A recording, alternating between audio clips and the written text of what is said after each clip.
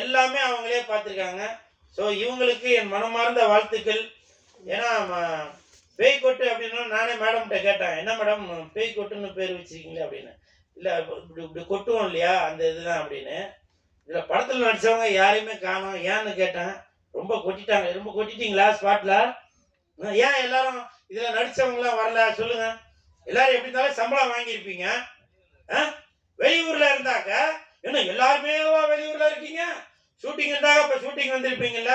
ஏன் இந்த படத்திற்கு இந்த மேடம் லாவண்யா மேடம் அவர்கள் பேய் கொட்டுன்ற படத்திற்கு உடல் பொருள் ஆவி அனைத்தும் மட்டும் இல்லாம பணத்தையும் செலவு பண்ணி இதுல அவ்வளவு பேரை நடிக்க வச்சிருக்காங்க. அவங்க யாராச்சும் வந்திருக்கணும்ல? ஏன் வரல? இது என்னுடைய ஆதங்கம். வந்திருக்காங்க. ஆனா போஸ்டர்ல போட்டிருக்கவங்க யாரையும் காணோம். அந்த நாய் வந்திருக்கா மேடம்? பின்னாடி ஒரு நாய் ஒண்ணு இருக்க, வெள்ளை கலர். அது பாத்தீங்களா? இந்த நாய் வந்ததால அந்த நாய் வர சொல்லலையா? அதான மேடம் சொல்றீங்க? இல்ல மேடம், பரவாயில்ல மேடம்.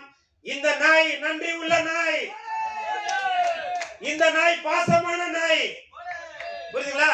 இந்த படத்துல நடிக்காட்டியும் வாழாட்டிட்டு வந்திருக்க இந்த நாய்